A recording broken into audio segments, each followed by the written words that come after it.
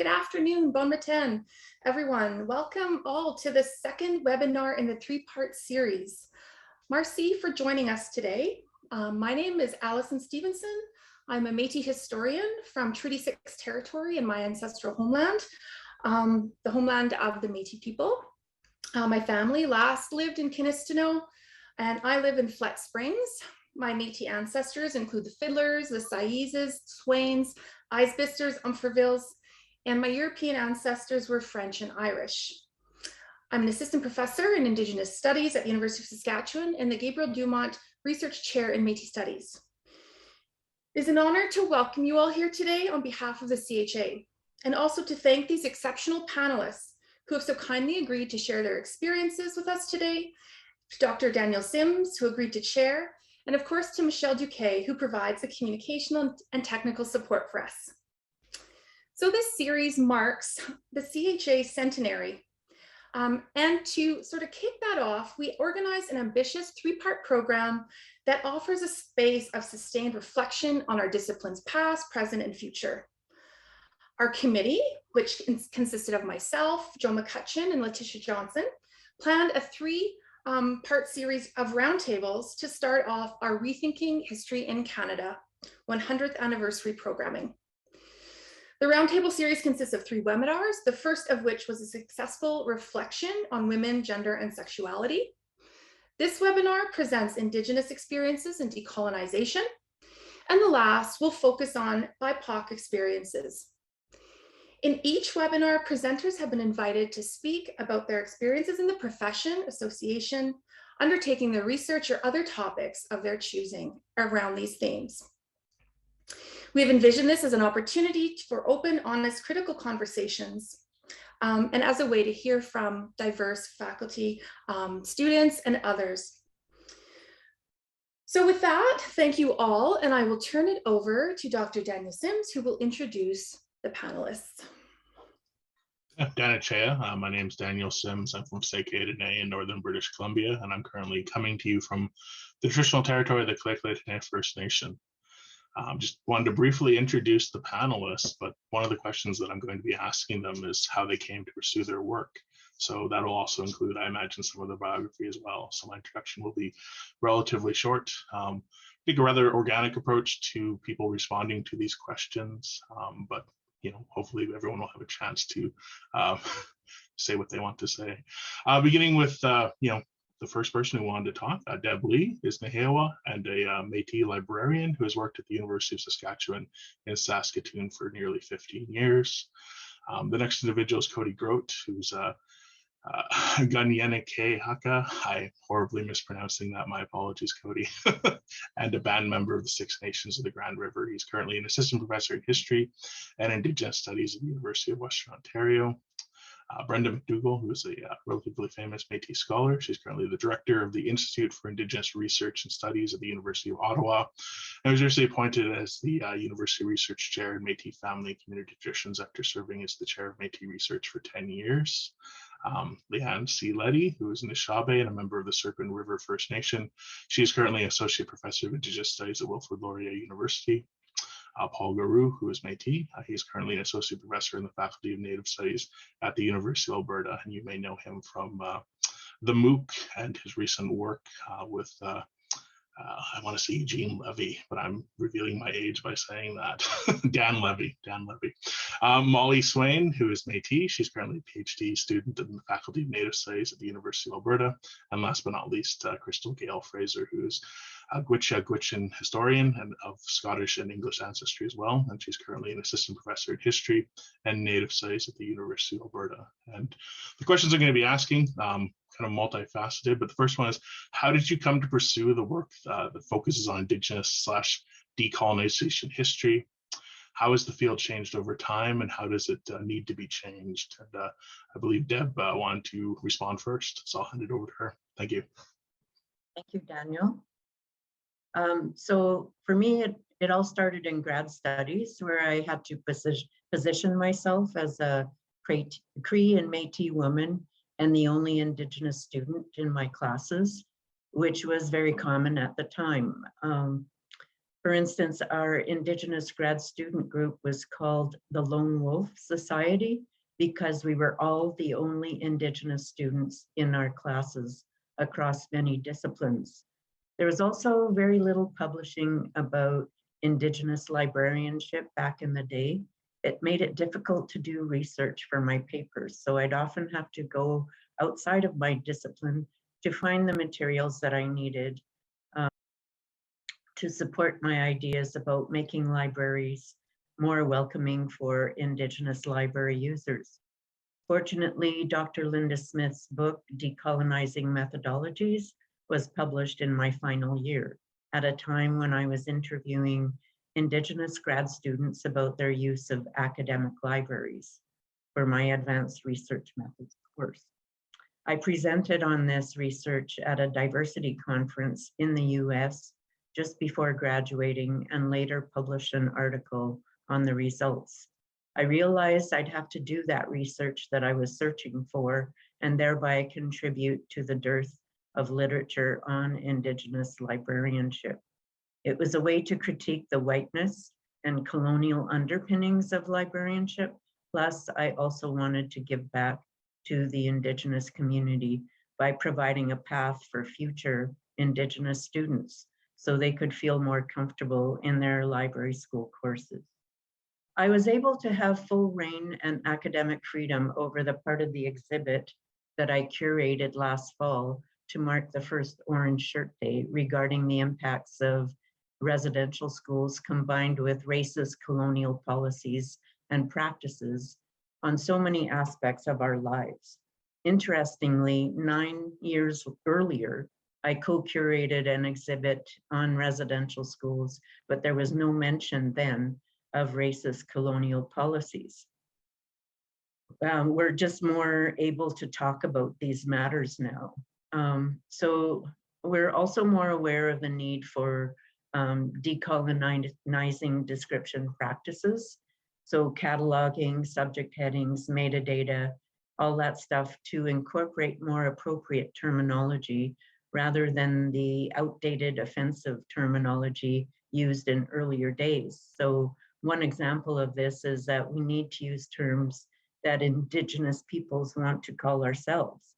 For instance, Nahio rather than Indians of North America, Cree Indians, or use the term resistance rather than rebellion. There has been an unprecedented surge of targeted Indigenous librarian hires. This is very recent, so nine of my colleagues have been hired within the last year, particularly in Western Canada. So this is really an improvement. And on top of that, there are 3 more positions that are currently posted now. How it needs to change, oh gee, I could go on for half an hour about that, but I'll just stick to maybe a couple minutes. So archives are very underfunded. So they aren't valued by neoliberal administrators and often by society at large. So archival materials are often not processed and/or they are difficult to find. So archival researchers, and more so those researching Indigenous related materials, must invest a lot of their own time to find the important documents they need. So think of Dr. James Daschuk, who wrote Clearing the Plains, Disease, Politics of Starvation, and the Loss of Indigenous Life, and how it took him 20 years to write the book because the historical documents he was looking for were buried. I'm sure many of you out there can relate to this situation. So another change that is needed is that archivists also need to do more outreach with local Indigenous communities to involve us in the process and to be at the decision-making tables. Community members interested in preserving their own materials should be assisted and trained to do so. Lotse Patterson, a Comanche professor emerita at the University of Oklahoma, has been quoted as saying, "It's much easier to teach someone library and archive skills than to try to teach them a culture." And librarians need to get over their vocational awe, a term first put forward by Fobazi Ettar in 2018, particularly in the way many librarians think of the profession as a sacred calling, one where they are sworn to obedience and loath to critique library policies, practices, and workflows. Thus, any changes that are needed are often scorned, ignored, and extremely slow to move forward on. And I think I'll end with this last one. Libraries and archives and their employees need to be more cognizant of, as Hanma states in his 2005 article, the historic construction of libraries as institutions complicit in the production and maintenance of white racial privilege. Instead, most librarians and archivists believe the many myths about the egalitarian nature and neutrality of libraries and archives. Very insightful kind of reflections on archives and libraries and how they function. I was wondering if it provoked any ideas. Anyone wants to speak next to the question at hand? Well, it's great to be here. And I'm really excited actually to have Leanne Leddy here, because I'm actually going to call her out in my contribution in a good way, because in my opinion, Leanne Leddy and Kim Anderson, who was part of the last session, are really vital for me being here as an academic historian. So Leanne is going to get quite a bit of a shout out today, and I hope she doesn't mind that. So I grew up in Ingersoll, a very Caucasian community in southwestern Ontario. I'm a band member of Six Nations of the Grand River. My grandparents were residential school survivors from the Mohawk Institute. My father was is a 60 scoop survivor, and we really didn't grow up in our culture, in our community at all. I was lucky to go to Laurier Brantford for my BA. And when I was there, I started in youth and children's studies. And I don't know why this is it's because Leanne's here and I'm going to call her out. So I feel very happy to do this. My first ever semester at my BA, I took an Intro to Indigenous Studies class. It was the first time I had an Indigenous person as a teacher, as a professor, and that was Kim Anderson.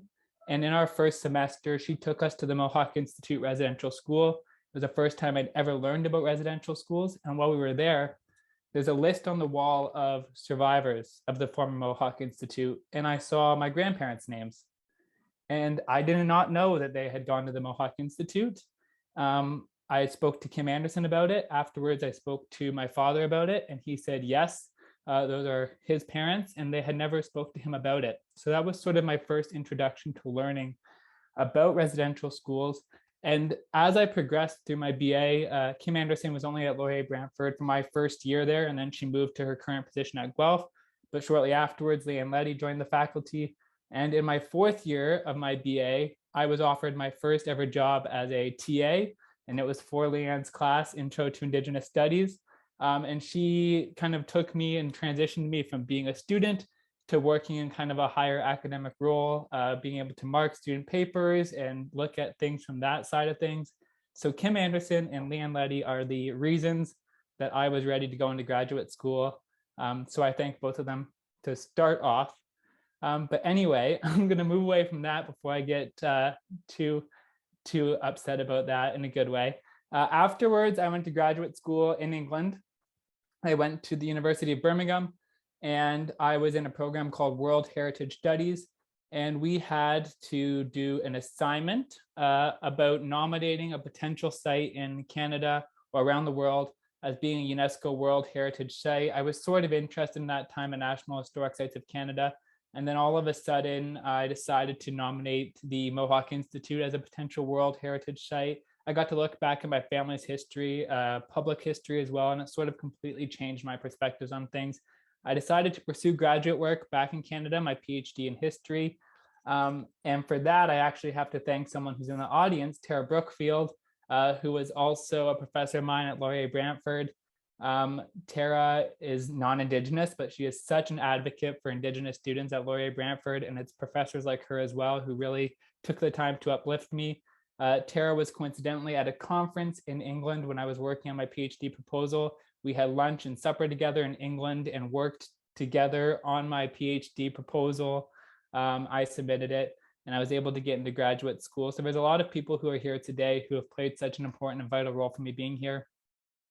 I was hired, similar to what Deborah just mentioned, through a cluster hire at Western. I'm currently an assistant professor. It was a targeted Indigenous studies cluster hire. I came initially from a one-year contract at Simon Fraser University, but I think one thing I want to talk about in this session is the fact that being part of these cluster hires, I don't have my PhD yet, and there's still this sort of tone that exists within academia that these are filling in check boxes, these are just trying to get Indigenous peoples into the institution. And that has had a significant effect on me because as much as I know I deserve to be here and that I'm a good academic, there is still this imposter syndrome where I feel I have been hired to click this checkbox within the institution, within the Canadian historical profession. And I think that's something that is not felt within this group of co-presenters I'm with now, but it's with a lot of my coworkers and other graduate students. And it's really upsetting because that tone is just sort of ingrained into us in the field of graduate studies because it's such a competitive nature when it doesn't need to be. And I think that really relates to some of my views about the CHA as an organization, which I feel is really important for me to raise because I've been to sort of two large conferences in person before COVID hit. One was CHA in Saskatchewan a few years ago, and one was NASA in New Zealand the year after. And the difference between those two was just unbelievable because CHA in Saskatchewan was the year when there was the vote and debate to change the name of the John A. Macdonald Prize to a less controversial title. And I just remember the anger that was in that room for those debates and those discussions. And as I've said at the beginning, I grew up in Ingersoll, Caucasian community. That was the first year of my PhD, and I wasn't inundated in the way that I am now about realizing the effects that someone like John A. Macdonald had. I still had these ingrained ideas that he was this great national hero. And the vote I've just looked recently was something like 110-7. And although I haven't said it publicly very often or ever, I was one of those 7 who voted against changing the name. And I remember vividly, there was a very well-known historian who I'm not going to call out, who was sitting behind me, and he knew I was Indigenous, and he saw me check my ballot, and he patted my shoulder, and he said, "Good man, that's what I like to see." And that haunts me because he is a very well-known historian of Indigenous histories. Moving forward, many years later, I went to NASA the following year, and the atmosphere was so different. There was like 2,100 people who were there. It was some outrageous number. They stopped even registering people because community members from across New Zealand were just flooding in, listening to papers, elders, community members, just people off the streets who were Indigenous. And it was just great. And I realized that there's sort of this movement from Indigenous scholars away from the CHA. And it's because of that. It's because of a comparison between those two events and just the atmosphere and the feeling of being Indigenous in those spaces. And I understand why some scholars don't want to be there anymore. That was my 7-minute timer going off, Daniel, but I have one more quick story. I apologize. I am now at Western, and we have a committee, as do a lot of institutions, to indigenize our history curriculum. I'm not on that committee right now because when I got my contract, there is accommodations made for me to finish my PhD. I have less service requirements, so I'm trying to value and save my time and avoid some of those additional requests that are coming in. But one thing that really is stressful for me being an Indigenous scholar, and it speaks to some of the issues within the CHA, is unfortunately one of my colleagues signed those 2 very prominent open letters that we all know about, defending John A. Macdonald and against the use of the term genocide to describe the residential school system. And one of those signatories, who is my coworker, is on the committee to indigenize our history curriculum and to decolonize our history curriculum, and is playing a leading role in that committee. And when I've raised that issue and flagged it as an issue within my department, there has been some great responses, but at the same time, a lot of people don't view it as an issue. And again, that's sort of the ingrained problems of being an Indigenous historian working in the field right now that I've realized. So that was sort of all over the place. I know I might have said a few different tones there, but I'm going to pass it on to someone else. And again, thank Leanne Leddy and Kim Anderson for all they've done for me. Great, thank you. And thank you for speaking from the heart. And it's certainly a tough subject. Next person I kind of had on my list was Brenda. I wonder if she's willing to talk at this moment. Sure. Thank you, everybody. And I'm really excited to be here, see some old faces, see some new faces. It's nice to meet you, Cody. And you know, as I was listening to Cody, but also as I was listening to Deborah, it's like, I'm not really sure. It's kind of disheartening in many respects, because I think I had a lot of the same experiences Cody had. So the very first course in Native Studies I took was with historian Winona Wheeler. She was known as Winona Stevenson back then. I come from a Native Studies background. I've always liked history, but I never found a home in a history department, to the degree that I've never taught in a history department. My academic career began as a professor in a Native Studies department. Now I'm weirdly in a geography department, but I run an Indigenous Studies Institute. And I think that lack of sense of home in history is something that really doesn't maybe go away very easily. And I was hoping that maybe it had, and I'm sorry that you haven't found it easy in that space, Cody. So taking a history class from Winona Wheeler in Native Studies was really seminal for me. It introduced me to Indigenous thinkers in ways that I hadn't experienced in other classes. And some of those were published thinkers, and some of those were oral traditionalists and ceremonialists. And we talked about, you know, the meaning of words. And instead of thinking about 1885 as the rebellion or the resistance, to start thinking about it as the time when something went wrong, terribly wrong. You know, when you change the way that you label something, it changes the way that you start to think about what it actually meant for people. And so, you know, I'm not a fluent speaker of anything except English, but I've been cataloging words and picking up terminology to try and get into that mindset that our ancestors would have had when they had those experiences. And for me, Indigenous history is all about our experience. I don't personally know a lot about Canadian history. I don't know a lot about North American history. I'm interested in how we existed in the spaces that we created. And while we might interact with exterior institutions or organizations, it's about us and how we feel about those things and how we structured our lives in relationship to surviving, to overcoming, to resisting, and all of those incredible moments in time when our people stood up and said no to something. On the heels of taking classes from Winona, I was very fortunate to be mentored by Howard Adams and Maria Campbell. And those two introduced me to research in ways that I hadn't experienced in other contexts. I was a research assistant for Howard for many years. And, you know, we can talk about a lot of the sort of controversial nature of Howard Adams, but he was incredibly kind. He was incredibly giving. He was incredibly smart. And he was the first person I ever met who talked about white supremacy in Canada. He wrote about it. He talked about it. And people criticized him for it. So probably some of those same historians that stood up for keeping the name John A. Macdonald on an award would refuse to associate with Howard Adams and refuse to use his work in those classes. And I think he was on the cutting edge of something, and we didn't hear him because we believed in the benevolence of what Canadian history is instead of the violent discourse of white supremacy. And so I I have to acknowledge him for that, for using those words and making us uncomfortable when he used them. And I will be the first to tell you, I was so uncomfortable because in my mind, white supremacy was something that was in the United States or it was in South Africa.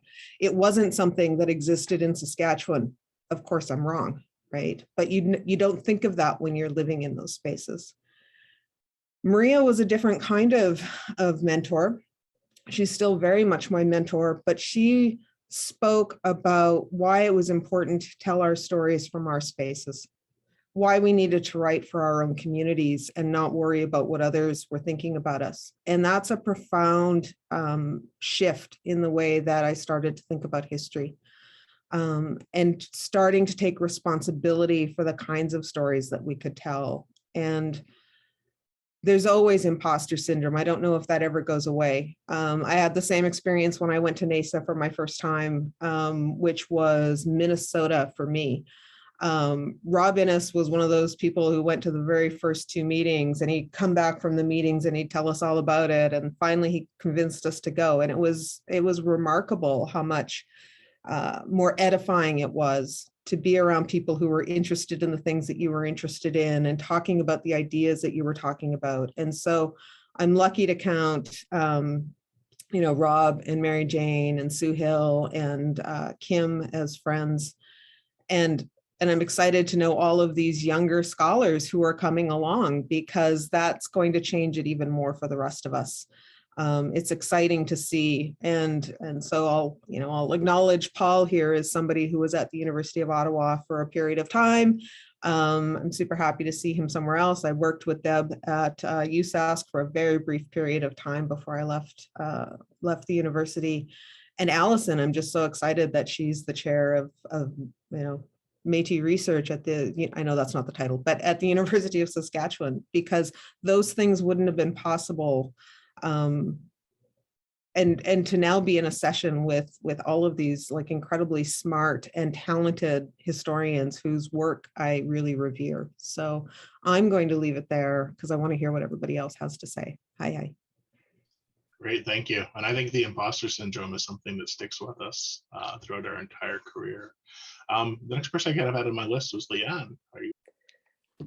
Good afternoon, everyone. Miigwech for having us and bringing this panel together. It's wonderful to be able to see all of these faces. Many I've read your works or your Twitter accounts, or I'm just so excited to be on this panel. Leanne Leddy and Dishnakaz Ganabajing Ndonjaba. My name is Leanne Leddy. I'm a member of Serpent River First Nation. I grew up in Elliott Lake, Ontario. My mother is Anishinaabe, and my father is a settler of mostly Irish descent, and also a miner. And so that brings me back to sort of how I came to this, to history. I've said in a lot of different spaces and written about that I came to history in a very different way than sort of this academic stream. I learned a better community history at my grandmother's kitchen table at Serpent River First Nation. It is a community that's downstream from Elliott Lake, which was a uranium mining community. And so I grew up in Elliott Lake. My dad's, as I mentioned, a miner from a mining family.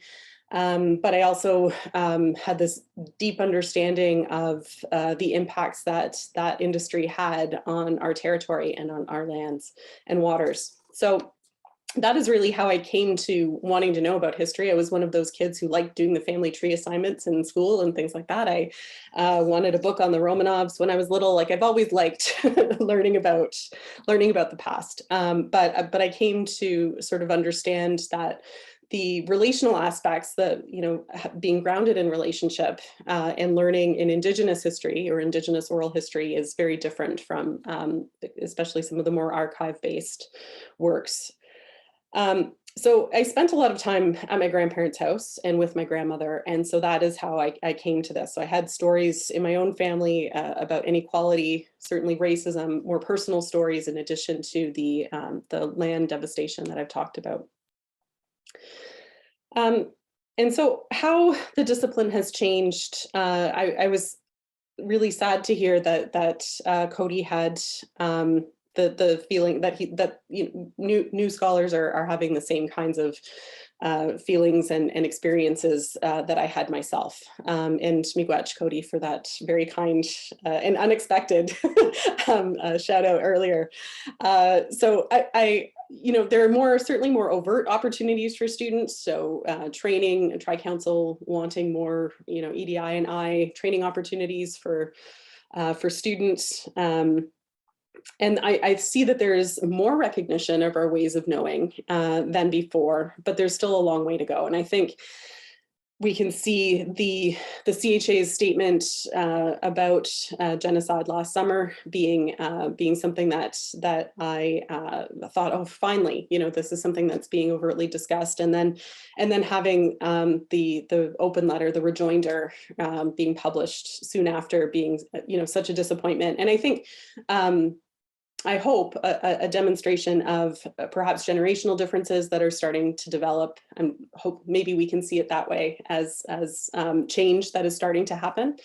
But it's still also then a symbol of how far we have to go, and even how far we have to go in terms of respectful dialogue at a time of such hurt in this country right now. And so what needs to change are more discussions like that. I'd also like to see a more developed pipeline for graduate students. So one of the things that I have found as a scholar who's been tenured in the last few years is the enormous service burden placed on Indigenous and racialized faculty. And I was happy to hear that Cody's being protected from that at Western. That is excellent. I was a program coordinator or chair before I was tenured, so that's sort of the opposite of that experience. So I'm happy to hear that those kinds of differences are developing in new scholars' experiences, and so trying to think of ways to protect, to encourage and mentor graduate students as they move into different stages of the academy. But also protecting them once they are able to secure positions as well.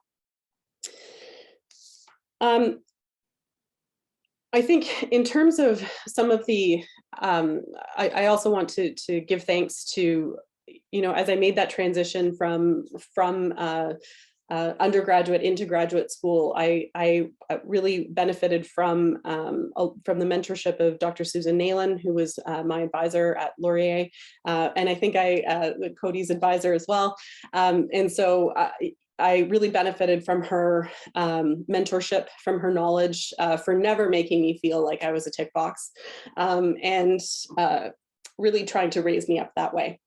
I'm sorry, I wasn't expecting for this to be as emotional as it has turned out to be. But I also remember the first time I read Winona's work, and it just sort of being like, oh, like there's a way to bridge how I grew up with history with this academy, the academy, and so really being able to read the works of scholars. There we go, of scholars in the fields, and trying to develop my thinking along those lines, and understanding also that I then have a responsibility to others coming up. And tenure, I thought, might help imposter syndrome.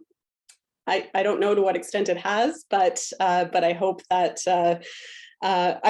providing opportunities for more students for mentorship will at least not allow me a lot of time to think about it too much. So I'll leave it there, miigwech, and I look forward to hearing what others have to say.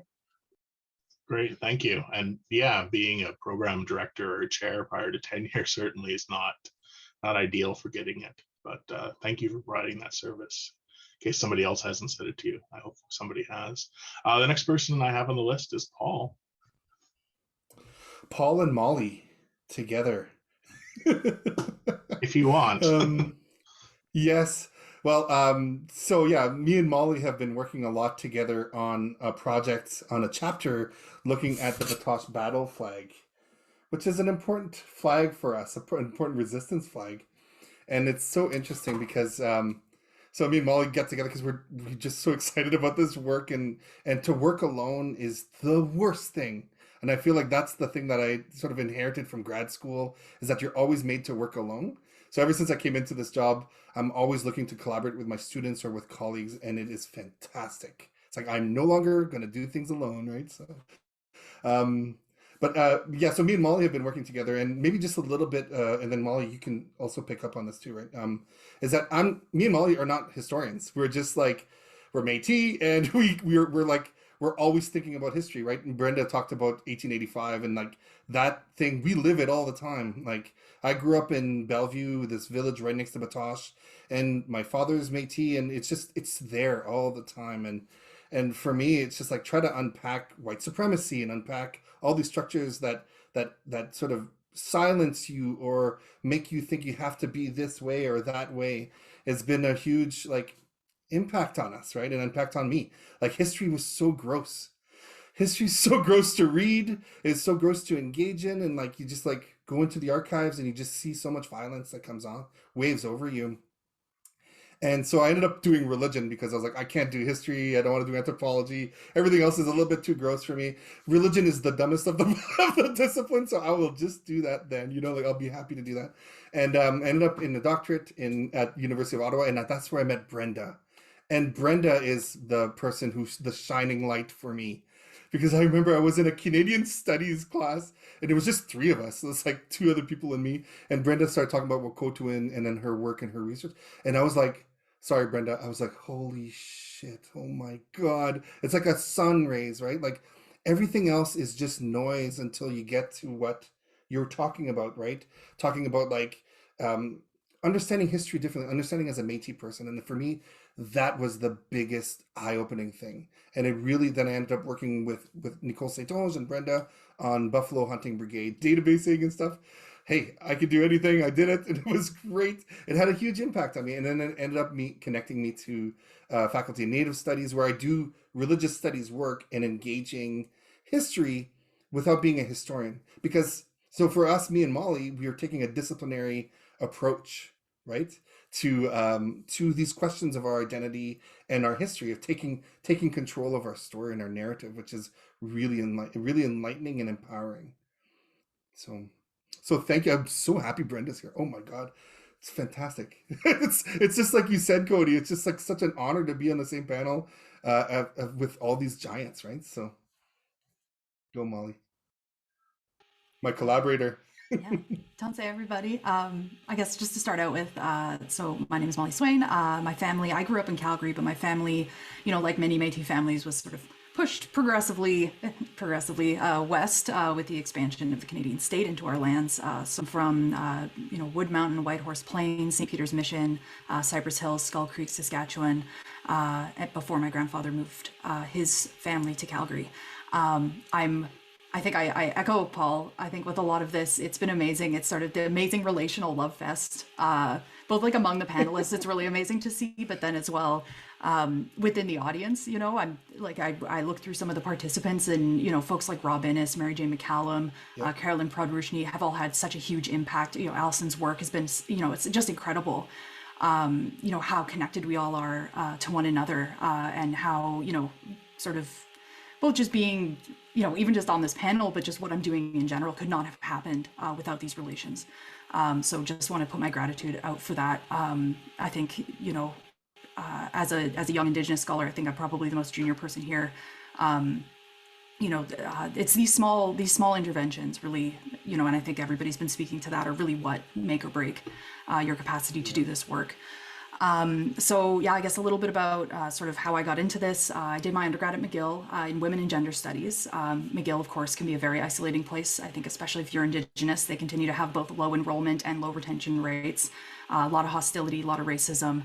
I want to shout out Gahende Hornmiller for being the first Indigenous professor I had, first Indigenous woman professor, the first person I ever saw who I could see myself in that place at the front of the classroom. Really amazing. Cheryl Suzak's class that I took on the TRC, where she took it from a literary perspective and really just expanded how I thought about how to approach history.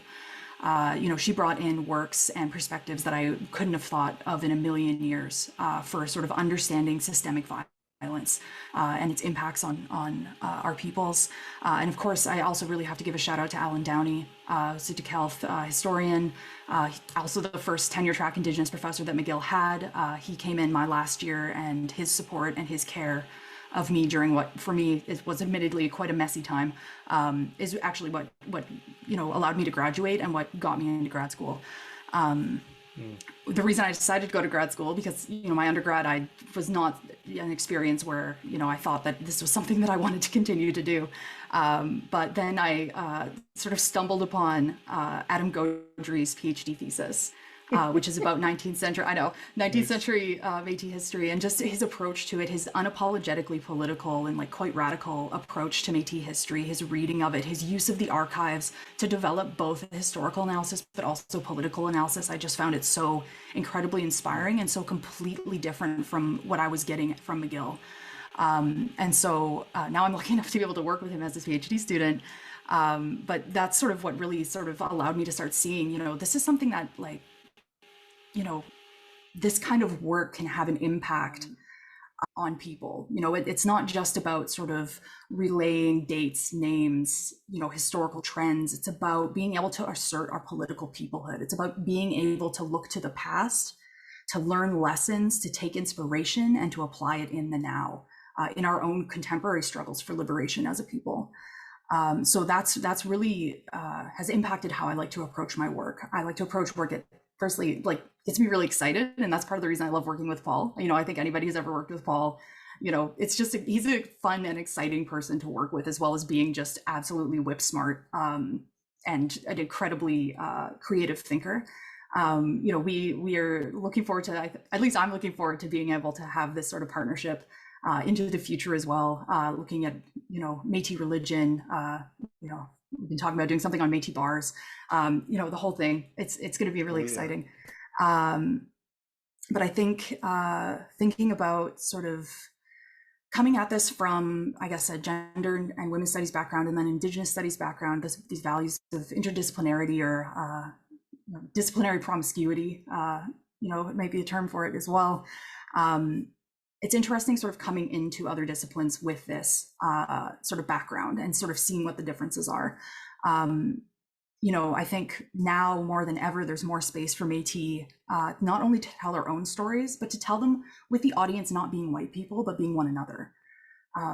Like obviously Brenda McDougall's work in this particular area is unmatched in my mind, completely flipped Métis historiography on its head, just exploded it in the most brilliant way. And that's something that I want to do as well. I want to be able to tell our stories in ways that will, engage and activate our own people, because as Paul said, we're Métis, we're always thinking about history, we're always thinking about these important times, and how did they continue to impact and structure us, like how we move through the world. I do think one of the big things that need to change, that it's a big difference that I see sort of inside and outside of Indigenous studies, is that for Métis in particular, but I'm sure for other nations as well, we need to have more space for us to do our work without constantly needing to rehash the 101s, rehash the basics. For the Métis, of course, we're often requested to rehash, that we're not just a hybrid people, that we're not just mixed, that we have this history, that, we're not just this stereotype, that we don't have to talk about Louis Riel all the time, all of these myths about who we are as a people, what our identity is, right? We can sort of just jump over that and get to the good, juicy stuff. And I think other disciplines, I hope that's starting to change, but I do still encounter a lot of that. Do that 101 work for me. Explain to me, why you're a person. Okay, then we can get to the good stuff. I want everybody to be able to sort of jump in at the good bit. I think the other thing is, when it comes to Indigenous history, right? Our histories aren't for the academy. Like I don't want to speak for anybody here, but I would assume that for most of us, if not all of us, we are not doing this work to produce more work for the academy. We're doing this work so that we can speak to one another and build bases of knowledge, but then also bring it back into our communities, as service to our communities, as a form of storytelling. Oh, and I am out of time. But yeah, thank you. Really excited to be here. It's important to take that time, and I think it's something that we've missed with COVID. Everyone's kind of meeting via Zoom. There's not those hallway conversations that might occur regularly. Last person, but not least, is Crystal, Gail Fraser. So I'd invite Crystal to speak. Hi, my name is Crystal. Super pleased to be joining you today from the beautiful snowy afternoon of Treaty 6, Homeland of the Métis Nation. Paul knows about this, but I am at a war with a couple of ravens. And so this is my shout out. I always include animals in my land acknowledgements, but these freaking ravens are pooping everywhere. Anyway, love animals, love our ancestors, poop and everything, I suppose. I'm an assistant professor at the University of Alberta, cross-appointed between history and Native studies. I'm Gwich'in, originally from Inuvik, and Dechancho Genjik on the Negwachonjik, which is my family's fish camp on the Mackenzie River. I absolutely love that we're talking about mentors. I love this. And again, Paul, when we were in that meeting together a couple of days, Paul just like put down this gauntlet, like kinship is governance. And that has really stuck with me. And I think it's super important to talk about that. And so, you know, I think my first Indigenous academic mentor was Chris Anderson, who I've worked with very closely over the years. Alison Andre, who is my cousin and an anthropologist, formerly at the Gwich'in Social and Cultural Institute, and then my language instructor, Agnes Mitchell. But you know, I've started this little list, and there's been so many other people along the way. Hayden King, Leanne Charlie, Sarah Nickel, Mary Jane McCallum, Chelsea Vowell, Kim Tallbear, Jessica Kolapenik, Zoe Todd, Alison Stevenson, Shailene Jobin, Mandy McDonald, Nina Larson. Just like, I am so blessed. And that is not even everyone yet talking about that. I realize that like 2 of those people are historians. And so maybe I'm actually less historian-y than I think. And when we talk about imposter syndrome, yeah, I just kind of have this different perspective on it, that like, that I love being different and the outsider, because I feel like the moment that I start to blend into like a history department, that might be trouble for me, like personally as an Indigenous person. But I hope that changes in coming years too. So I took 9 years to do a PhD on the history of Indian residential schools in my home community. I am an intergenerational survivor. My grandmother did not attend. She was institutionalized at Immaculate Conception Indian Residential School in Aklavik. Her sister died there. And then my mother institutionalized at Grolier Hall in Inuvik, which was one of the most notorious in Canada that we know about for sexual predators, but also one of the last to close in 1996. And this came out of connection and relationship with my community. I still remember the day that I went home and gave a community presentation. Many of you will have heard me talk about this before. And I was told that my research project was a terrible idea, and that I needed to do something on residential schools, because I was in a particular position where I was going to be the first you know, academically trained historian in our nation. I had community connections and family, so I could do the oral interviews, but then I was also an intergenerational survivor.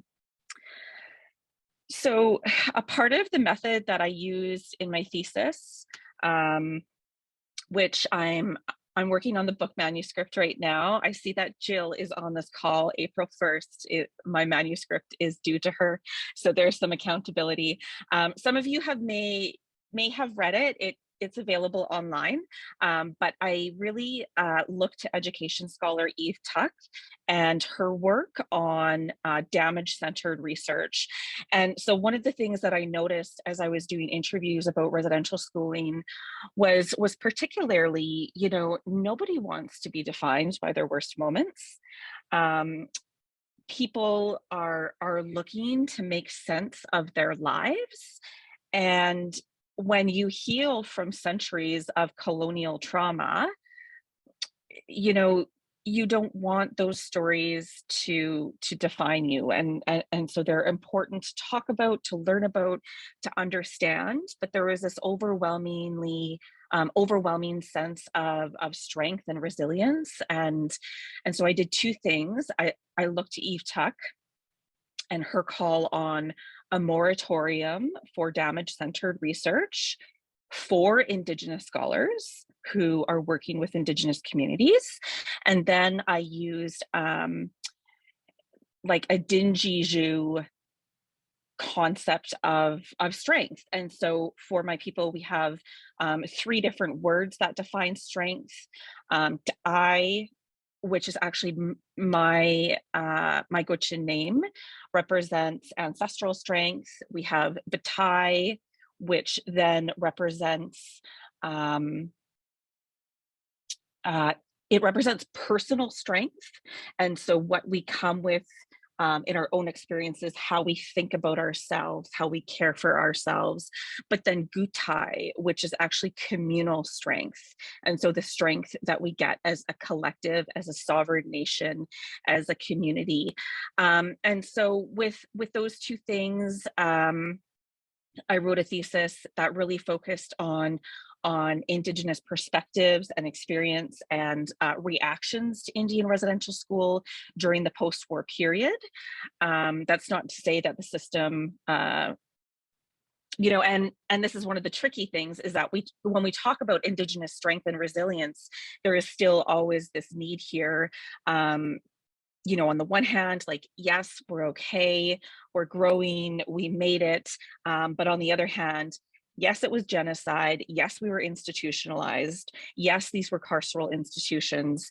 And so always keeping that piece in mind, because through the number of presentations that I've done since May 27th, when Kamloops announced you know, the many unmarked graves. And since then, I've given about 75 presentations to various levels of public and community and academics. And this is a part of the problem, is that sometimes I don't feel like I can share my work, because when we talk about Indigenous strength and resilience, that somehow translates to settler people and settler academics, that like, oh, it really wasn't that bad then.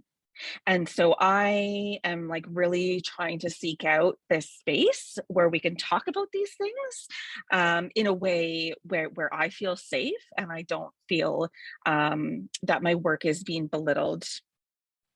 I did not set a timer, so I'm counting on Daniel to like give me a wave. And so this really leads me to the need for more research on Indian residential schools, on Indigenous histories. And, you know, I just have a few notes here. So like orality, the importance of using our language, of talking to each other, the importance of collaborating with community. That, and I made this mistake, that should happen at the proposal level. You know, we need to have conversations about archival accessibility. I hear that Library and Archives Canada right now, and for many months, has basically been inaccessible. We also need to get universities to step up their game. We need more resources. We need transparency with institutional histories. A couple months ago, a forum through the University of Manitoba, I gave a paper entitled Half-Mast or Half-Assed, and institutions do not, they are not super keen to view themselves as beacons of white supremacy, yet we need to think of them as such. You know, for instance, the restructuring at the University of Alberta under, you know, our premier KKK Kenny has really meant that like nearly 1,500 U of A employees last year were fired.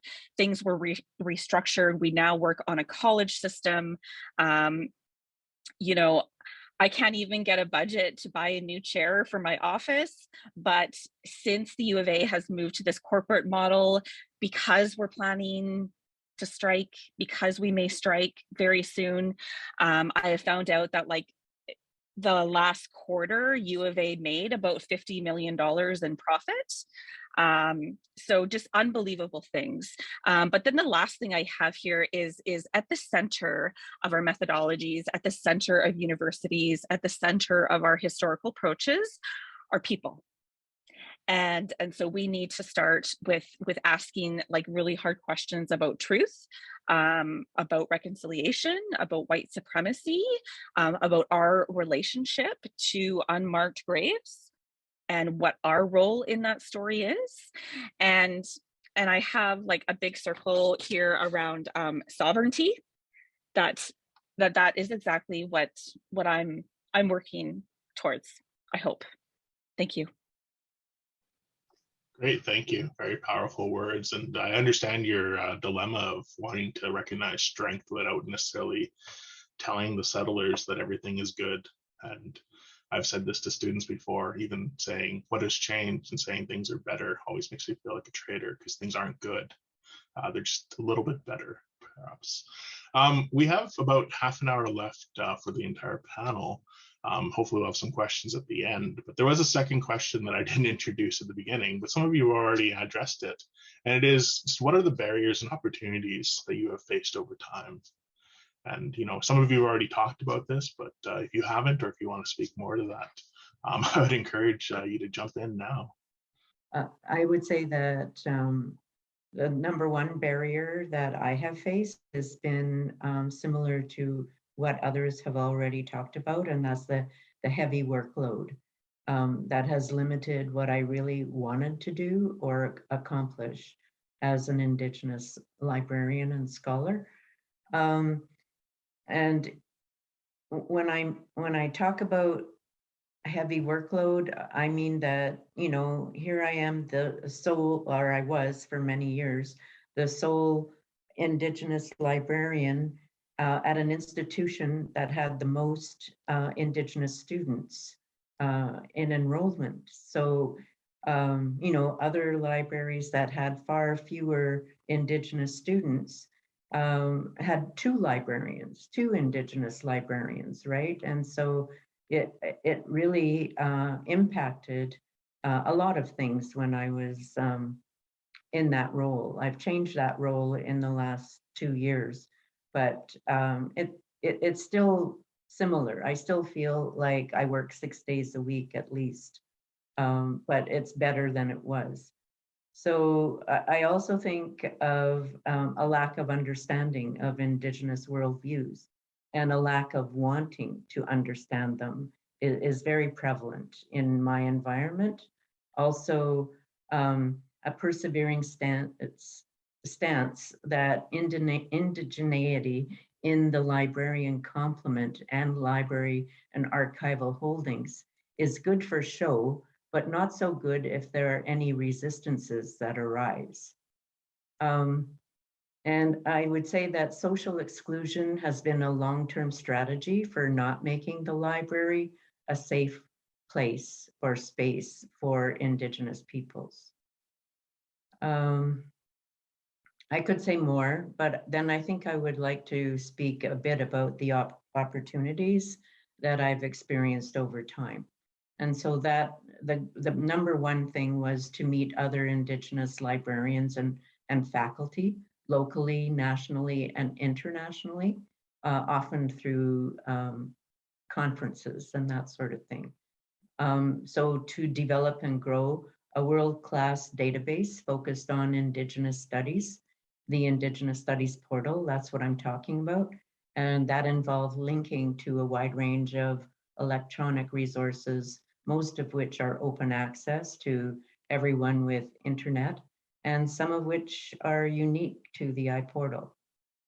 And to do original research and publish it, sometimes as a result of taking sabbaticals, that has been a big plus because at a lot of academic institutions and libraries, the librarians are not considered faculty, and so they do not get sabbaticals, but this is a big bonus for me because I like doing research.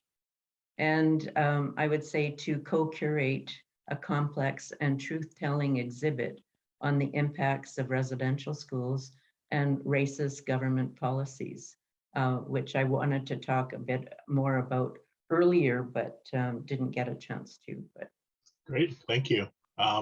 Thank you. I think I'll touch on opportunities again, and this is probably going to be something where I end up getting too involved than I should. But I remember the first time I had the opportunity to teach a class. It was at St. Paul's University College, University of Waterloo, the Indigenous Experience in Canada. And I had the opportunity to have my dad as a guest speaker in my class to talk about his experience with the 60 Scoop. And again, it is going to be something that moves me. And I know Tara Brookfield, again, is in this presentation. She's had my dad as a guest speaker twice. My dad learned about the 60 Scoop by chance over the radio, learning about the class action lawsuit. He knew it was people who were Indigenous, who were adopted outside of their culture and into non-Indigenous families between 1951 and I believe 1991 is the lawsuit. And my dad said, hey, that's me. So we had the opportunity, I got to use my archival skills to dig and to find 60 Scoop records for him from the Children's Aid Society. And we found his parents' residential school records. And having that knowledge and that insight, the process was so incredible for me because my dad is computer illiterate. He would not be able to do that himself. If I didn't have these skills that I learned through sort of this academic experience, and I know my dad wouldn't have learned any of that information. And I have a chance to have him as a guest speaker, and he has these little cue cards, and myself and my partner walked through for weeks, what he was going to say, the questions I was going to ask. He's never been a guest speaker. He's a school bus driver. He was an alcoholic for several years. He's been sober for over 35 years now. So this was like so out of his ballpark. And I asked him the first question and he just broke out. He just started bawling, and he had never teared up at all when he was practicing this. And he was just kind of had this, it just hit him. He said he didn't realize all of the emotions that he had built up throughout his life. And he just have a chance to share this experience. And one of my students, my only Indigenous student, my first Indigenous student, asked me if she could invite her mom and her grandfather to this guest lecture because her grandfather was also part of a 60 Scoop. And during the presentation, he started crying, and he went up and he hugged my dad, and he said he had never met anyone else who had been through it. So they both had this experience, and it just changed them.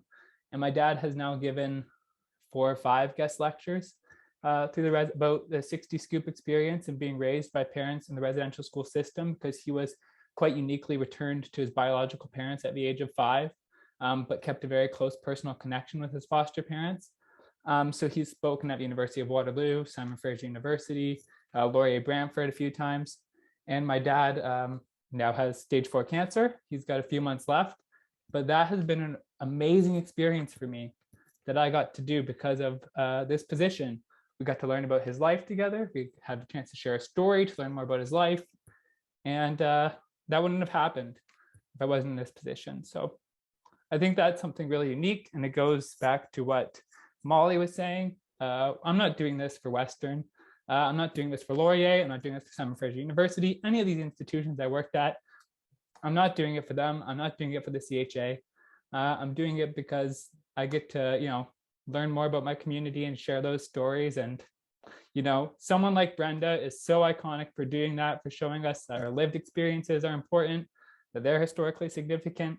Leanne Leddy has written a beautiful article about interviewing her grandmother and, using that as a source. So I think all of us kind of have a story like that. I know Crystal talked about, she had this obligation in her community, this experience to share her family's stories. I think all of us here have that connection in common. So yeah, sorry, I'll pass it back to you, Daniel. Well, thank you for sharing that. Thank you for sharing that. And I think that is a sentiment I think all of us share, is that we're not there for the universities we work at, which is a dangerous thing to say, because universities don't like to hear that. Brenda, did you have any comments regarding barriers, opportunities? Well, I think some of our barriers are also maybe some of our opportunities. So, I echo the story of overwork. Like Leanne, I ran a department before I was tenured, actually before I had a PhD, but I was hired before I had a PhD, and that was a pretty remarkable experience. And so while in one hand, it's a barrier, in another, it's opened doors for me. Being an Indigenous scholar has opened doors for me that maybe aren't open for other people. So, I'll happily take that tick box when I can, because my dad, had like a grade 7 or 8 education. I'm not even sure that he knew how far advanced he was in school. And was, he fixed airplanes for a living. He would never have imagined that his kid could be in the places that I've been in. And so I feel incredibly privileged for those opportunities, and for the people that I've met. And the people on the call today are, all people that I admire. But I've gotten to meet community members from all over the place and share coffee and stories and visit. And I think our pedagogy is rooted in this notion of visiting and spending time with each other. And one of the things, if we're lucky with a university, we actually have more free time than a lot of other people who have to work a regular 9-to-5 job. So while I work a lot of weekends, it's to free up my time so that I can take off for months in the summer and hang out with the people that I actually want to hang out with. So it's trying to take those barriers and turn them into something that's actually something that is unique and special about the kind of work that we do. The other thing that, and I don't see this either as an opportunity, but I just want to comment that what I've heard today are some really deeply philosophical concepts and ideas, and just the richness of our historical lived experiences. What's so frustrating about academia in general is we're always seen in this deficit model of, all of our statistics. And, the words that Crystal was sharing are, 3 words for strength, and how beautiful they were. That's some deep thinking that our people did. They weren't just surviving. They were actually thinking and contemplating and trying to express themselves in really beautiful ways. And how fortunate are we to be able to try and find all of those things now? They left us rich records, whether it's oral, whether it's archival, whether it's pictures, whether it's fragments. It doesn't matter. It's rich and it's beautiful, and we're lucky. And so I don't know how many other people feel that way about their own histories. And if they don't, then, more pity them, because I think that, we're pretty lucky in that regard. I would agree. And thank you for sharing that, Brenda. Leanna, did you have any thoughts? Yeah, I want to thank Brenda for that as well. I think having the ability to talk to family members and learn about community histories, and also, be able to participate in that research and have that be a part of my job, I think is a gift in a lot of ways. And so it's sometimes also nice to reframe what sometimes feels like complaint in terms of the other parts of the labor that goes into this job as well. Not necessarily the research is my favorite part, and then sometimes the other pieces might be, as you said, freeing up your time so you can go do what you love. I was curious what people thought, though, about one of the challenges I've had. It's not so much a barrier, but it's a challenge I've had as a scholar teaching at a university. And that is, sometimes the resistance, and sometimes the very strong resistance students have to our very rich histories and our very rich cultures in the classroom. And that has been a challenge that I've tried to overcome in my classes. And I'm curious if some of my colleagues have felt the same way. I'm in Indigenous studies at Laurier, so I'm trained as an historian, but I teach in Indigenous studies, and some of our courses are actually required courses for programs like social work or youth and children's studies, digital media and journalism. And I wonder how much sometimes of that required course aspect of things. On the one hand, of course, it's to ensure that students going into those areas have the knowledge that they need taught by Indigenous people as much as possible. But on the other, sometimes that resistance can cause problems in the classroom, to not just to other students, but sometimes I have felt to myself as well. And so I was just curious what other people have if they've had those experiences, or to what extent that has framed some of that part of the profession that we don't always talk a lot about. Cody, if you want to answer. Just really quickly, building off of Leanne, because I actually have kind of an opposite experience, but it's something that I'm so happy about is I have 9 students this semester, which is just, very lucky for me. And I have had historically small class sizes, which is great. But whenever I hear my students talk, I just think they are so much better people than I was at that point in my life. And that's just so inspiring to me. I hear them and we talk about these things, and they share these perspectives on these contemporary issues and these historical issues.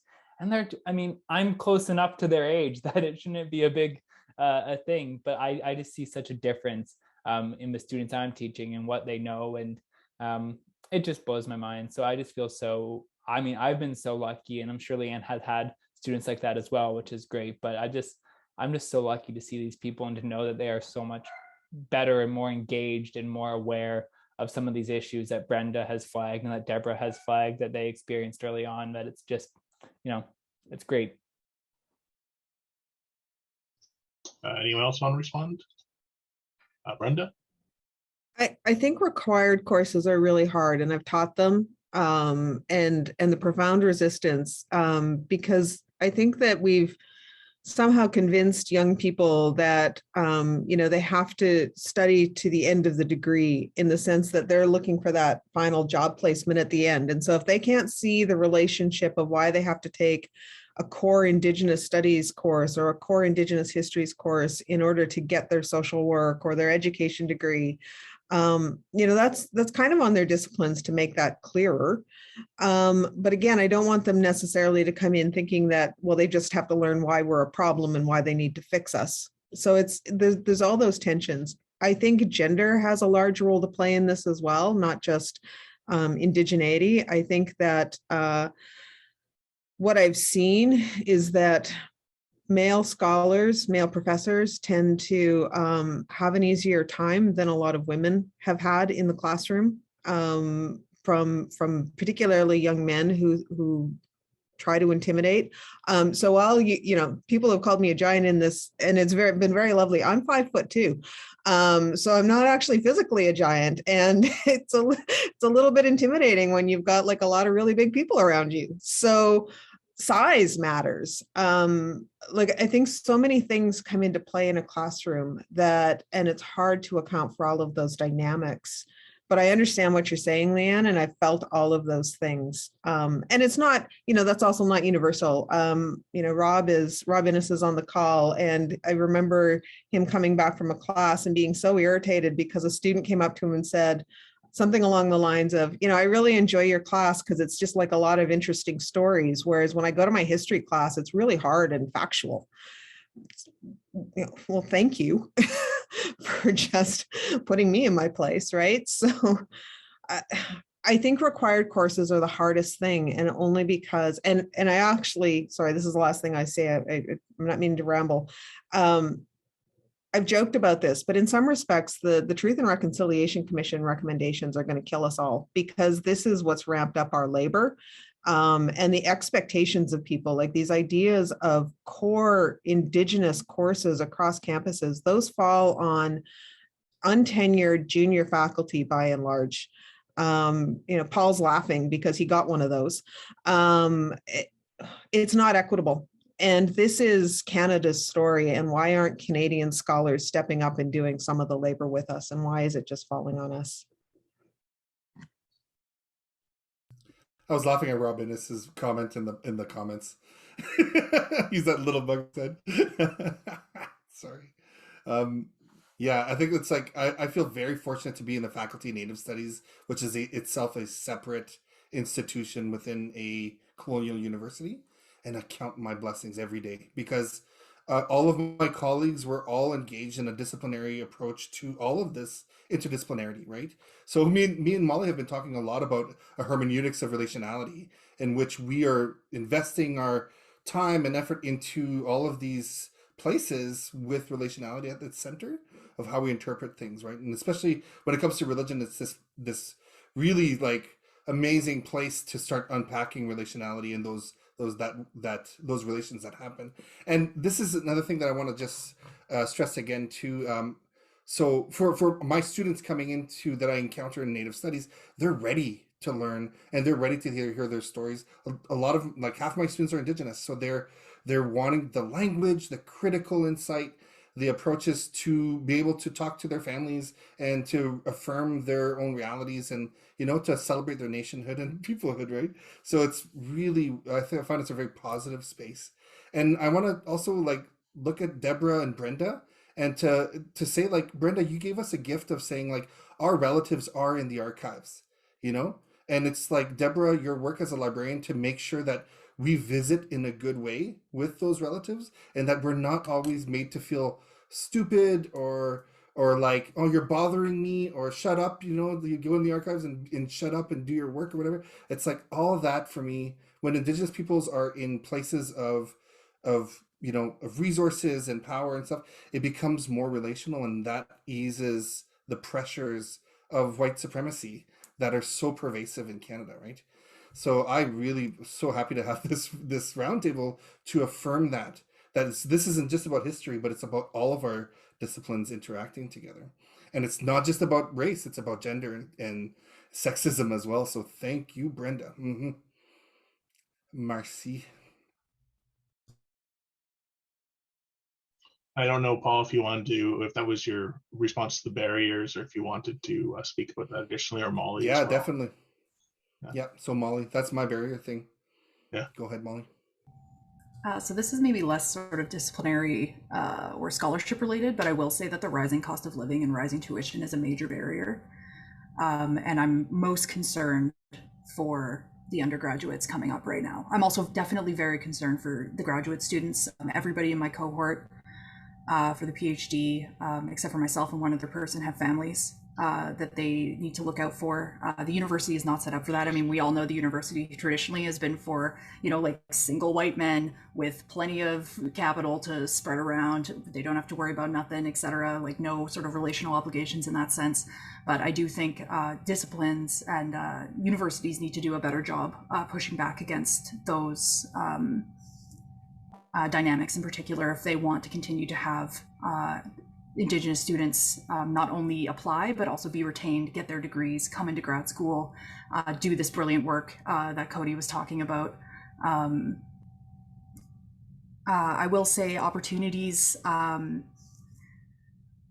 most interested because I'm so lucky to be surrounded by so many amazing people, and I think a lot of people have also expressed that. I'm awash in opportunity, and I will never take that for granted.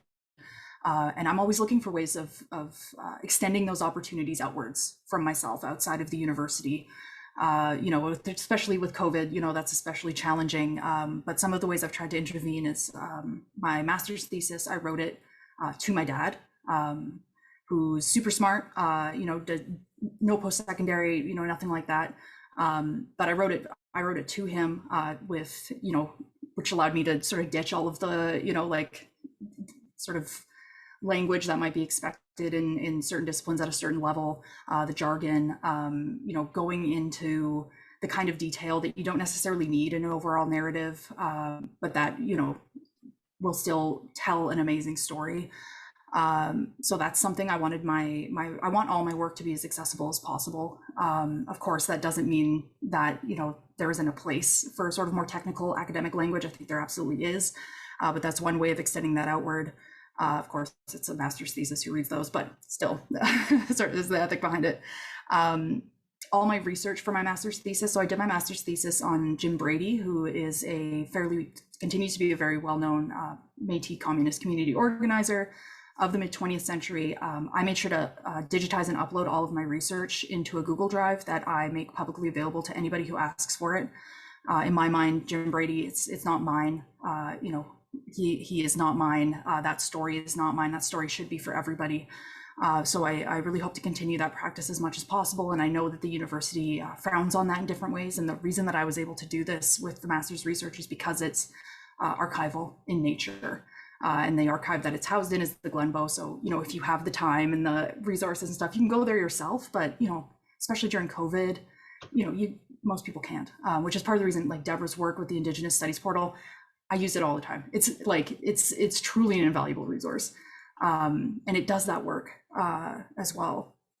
And then finally, using whatever sort of platforms that we have, whatever resources that we have, to turn our research, to turn our gaze away from the university, to turn our performance away from the university, to bring the work out into the public, and to make sure that we're doing work that is going to, of course, and I mean, I'm sure everybody here agrees, or benefit our communities, make people excited, inspire people. You know, Paul was talking about making research fun, right? I think bringing Indigenous joy into our work, however we can, to me has become increasingly important as we go, especially, you know, Crystal was talking about restructuring and, you know, sort of like austerity politics and that kind of thing, right? Like the pressure's on, everybody's talking, you know, the workload, it absolutely is increasing. The pressures are increasing left, right, and center. So ensuring that we can inspire both coming Indigenous students as well as our communities with sort of what we're trying to do, I think is an incredible opportunity.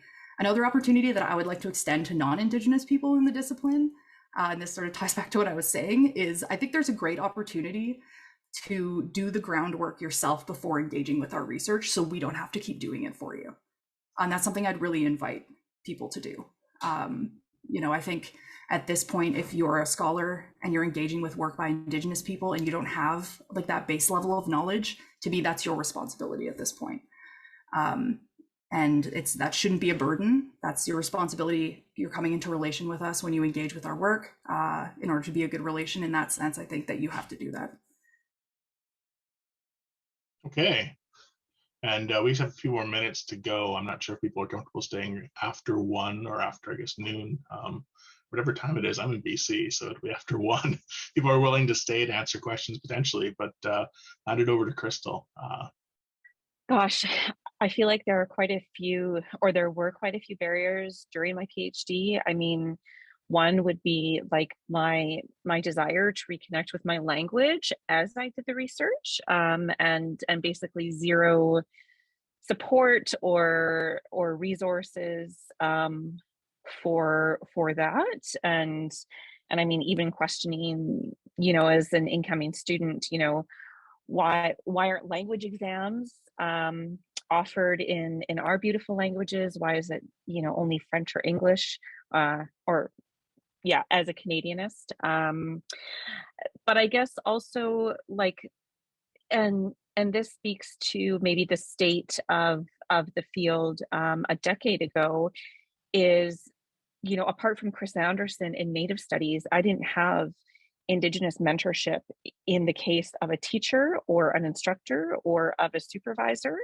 I mean, yes, Chris was on my committee, which was amazing.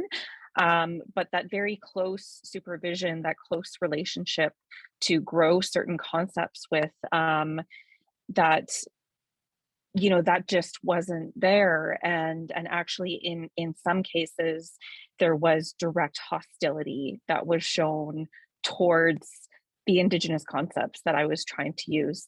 And then of course, like, you know, this encouragement to use, you know, the classical European thinkers. I mean, in my thesis, I do use, you know, Michel Foucault. I mean, I think now if I ever wrote a paper, it would be called like Michel Foucault ew. But that's for a different day. Um, and I mean, we have so many Indigenous philosophers and thinkers that I just did not know about, and so not being trained in that way, I think was a real obstacle. I think the whole system works against this idea of slow scholarship, of consultations, of community involvement, of talking with people, of spending time on the land. I mean, when I think back, like I bet you, you know, 75% of my intellectual of my thinking through my thesis happened on the land. Like 25% of it was really you know, talking to other people, and then maybe even like less than 5% just like sitting in the chair and writing, because at that point I was just trying to translate what was in my brain onto the paper. However, there have been a ton of opportunities, and so I mean, as our people, you know, infiltrate academia, as our people become more educated in a Western way, I'm so grateful that we have like this new generation of Indigenous youth who are coming up in universities. That's fantastic. I agree with Cody. Some of the stuff they are talking about is just a little bit mind-blowing, and I saw this meme on Instagram, I think, that said, you know, if you're Indigenous and you don't have a mentor who is younger than you, then you're also doing something wrong, because, you know, we frame elders and knowledge keepers as always older generations. But like, for example, I've just learned so much from my 6-year-old daughter, even from about my own culture and language. So that's been a real blessing. But yeah, this concept of being overworked, I think we can all get on board with that. And this constant pull of like, simply, you know, your indigeneity opens you up for all kinds of opportunities and invitations, which I mean, on the one hand is great, but on the other hand, like, you have to be very good at saying no. And you know, I think somebody brought this up, but I've kind of felt, and I mean, like, as an assistant professor, you know, the first year of my job, I negotiated no service, which was fantastic. But then this idea of protecting, you know, new faculty or students from this service burden, I've always kind of felt a little bit paternalistic, because I'm just like, no, I want like all of the invitations and all of the ideas in my inbox. I want to be able to pick and choose and see like exactly what is out there, and then make my choice in order to say yes or no, rather than, you know, having like a chair or like senior colleagues say, well, we really shouldn't ask her because, you know, so on, etc. Yeah, and so I know we're almost out of time. I just want to say that if we do end at 2:00, this has been fantastic. This has been a privilege. I've learned so much from all of you. Thanks. I see Stephen has a question regarding what needs to change, and that we have 2 minutes left. And I mean, that kind of, in my view, captures what universities want, is the 2-minute quick fix. But I think we could have a multi-day conference on how universities need to change. And I see Cody really wants to answer, so I'll hand it over to him. Maybe not really, but I could also use this as my segue to heading out. But I think one thing that I sort of repeat to questions like Stephen's is, you know, maybe it's just realizing that a lot of Indigenous peoples won't view history as a home, and we like our little academic. Like, you know, I love going to NASA, and I'm always going to go to NASA, and maybe CHA will just never be the place for me where I feel completely involved and welcomed, and maybe it's okay to just accept that. And, you know, I will still go to the CHA, and I think it's a great platform, and it's having conversations like this. But you know, at the end of the day, maybe we're just happier somewhere else. And I don't know if that's necessarily a good takeaway. I see Crystal is kind of like giving me some support here, so I'm just going to sort of ride on that. And You know, I've been involved in the CA in a few things, and I'm going to still go to the CHA. And I think there's some great opportunities for networking and for sharing research. But, you know, you just feel this intellectual difference. The conversations I'm having here with my colleagues on screen, I could say whatever I want to Brenda and Leanne and Paul, and I've never met Brenda before today, or Paul or Molly or Crystal or Deborah, but you know, I could say all these things and I know it would be fine, and I know it would be safe, and there's nothing wrong with that. And then I know at the end of the day that, I mean, this is a CHA event, so maybe I'm not quite right, but you know, I couldn't have those same conversations. You would have to guard yourself a bit. And I think that's always going to kind of be that difference. And as Molly said, she dedicated her MA to her dad, and she wrote it to her dad. And I love that. And, you know, maybe that's what I'll do for my second book. And I don't have to include the jargon, and that's okay, because, you know, that's not what we're doing. Is we're not necessarily doing history as an academic discipline. We're, you know, writing for our communities and learning from our communities. And I think that's wonderful. That's a bit of a rant, but Crystal's head nodding really pushed me through. So thank you. I'm not sure if anyone else wants to answer the question. Again, we are over time at this point, but maybe yeah, as the resident non-faculty PhD representative, one thing that I think, and again, I don't want to presume in other institutions, but in the Faculty of Native Studies, one of the things that I think I've both seen a lot of support on as well as some tension is the position of grad students in relation to faculty. One of the big dreams, the big asks, the big goals for me is to recognize that all students at all levels are workers, same as faculty, that our knowledge, our labor, our academic production is what causes the university to function. It's the raison d'etre of the academy. We deserve, in my mind, living wage, full benefits, everything that comes along with being workers. One of the things that I am looking forward to in the event of a faculty strike at the university is it's an amazing opportunity for graduate students and faculty to come together in solidarity to put an end to the fact that none of us have gotten a raise in a million years, that we're essentially taking a pay cut with inflation as it is every year, that we are not being valued for our contributions. We are all overworked, you know, as everybody's been saying. So I think that there's I think both that needs to change. Sort of these dynamics that see grad students not as colleagues where that occurs, and an opportunity for some real solidarity in the face of an institution that I think we can all agree from the stories that we've heard is often very hostile to us and doesn't want us here in our fullness. Okay, well, kind of looks like we're good to go. I do thank everyone for agreeing to speak today, and I think it's an important conversation to have, because it is one of those questions that every discipline's asking themselves: how do we include Indigenous peoples? And yeah, unfortunately, it's complicated, and I think Cody was quite right. It's not necessarily a place where we're ever going to feel at home, and that's perfectly fine, in my opinion. So thank you, everyone. Yes, I just want to thank everybody, panelists, Daniel, attendees, and yeah, this was a really deep and rich and lovely visit that we had here this afternoon. And I just, all your words, just were beautiful, and really, I think, we're going to continue these conversations, and I think, you can rest assured that you've been heard today. So with that, thank you once again. Have a wonderful rest of your day. Nice to see everybody.